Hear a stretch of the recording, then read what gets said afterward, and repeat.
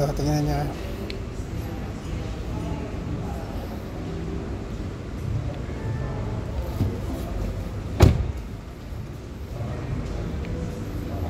Hindi siya bumapalit. Pero nabubuksan. Pasok ulit tayo. Dito tayo sa BYD Han. Ano to? Pure EV to. Ito yung interior niya. Ito, pwede mo i-adjust.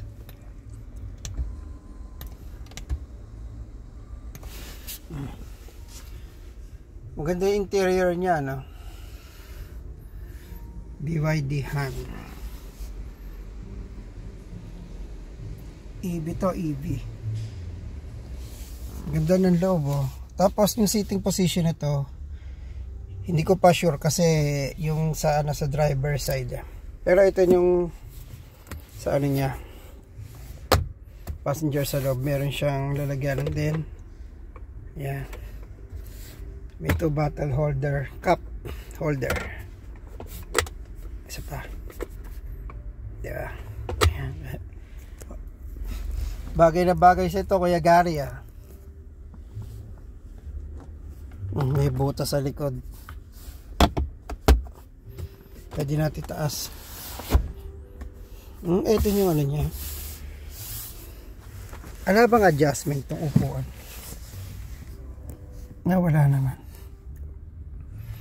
Wala naman adjustment. Pero maluwang iba yung ano nyo. Malambot pala to. Soft touch. Soft touch siya. Ito. Dahil na audio ang gamit.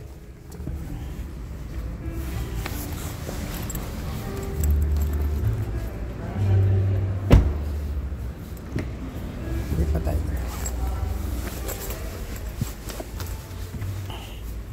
Nag-adjust tayo ng upuan.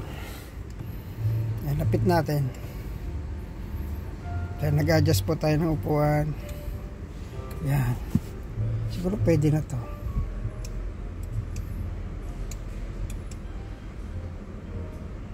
Ano yung lumbar support niya sa likod? Yan, nararamdaman dumidikit. Hindi lang siya masyadong kita. Pero nararamdaman ko yung back ko. Sa may backrest. Dito. Ano, kaya lang nasa ilalim siya. So, umadjust mataas. Kaya napunta tayo sa sitting position ko. Ayan. Ayan, ang sitting position ko to, driver position. Ayan, tama lang. Iba yung pagkano niya.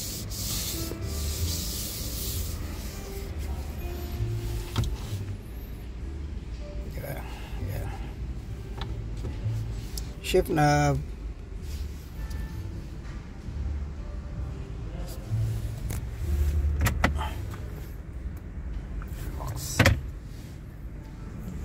May speaker din. Soft touch din.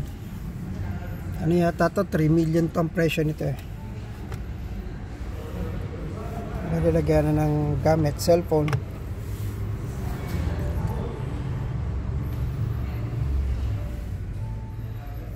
Tapos may camera. Sada na natin.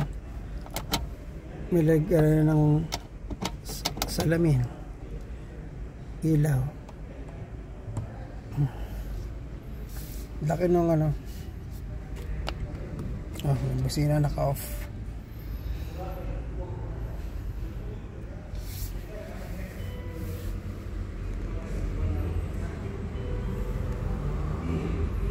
Loob.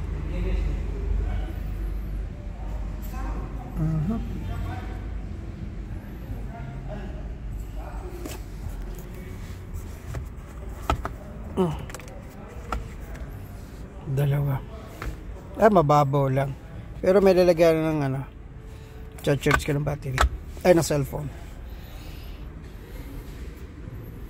Parking, button, start. Ganda ng cambio niya.